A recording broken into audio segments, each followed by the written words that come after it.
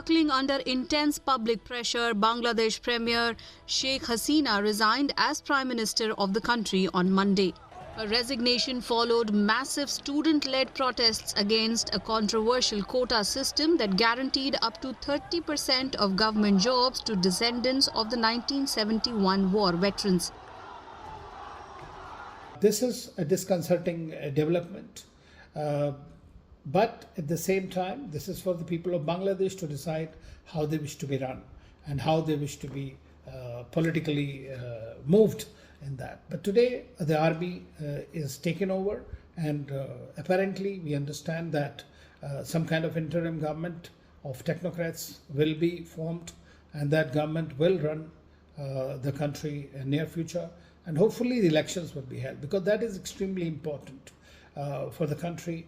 Because if the army continues to, or wishes to continue in power, like it does have a history of coups and others, and then we might see a bigger problem in the country and the region. The protests began in late July after student activists at Dhaka University clashed with the police. The anti-government protests quickly escalated into a nationwide movement. Protesters demanded the scrapping of the law, which they claimed was discriminatory, and called for the introduction of a merit-based system in government recruitments. Critics alleged that the law unfairly favors supporters of the ruling Awami League party led by Sheikh Hasina. The system which he made in taking the people into government service and also students into various universities, the percentage for selection was too high, which was not acceptable to not only to the students, but also to the people as a whole.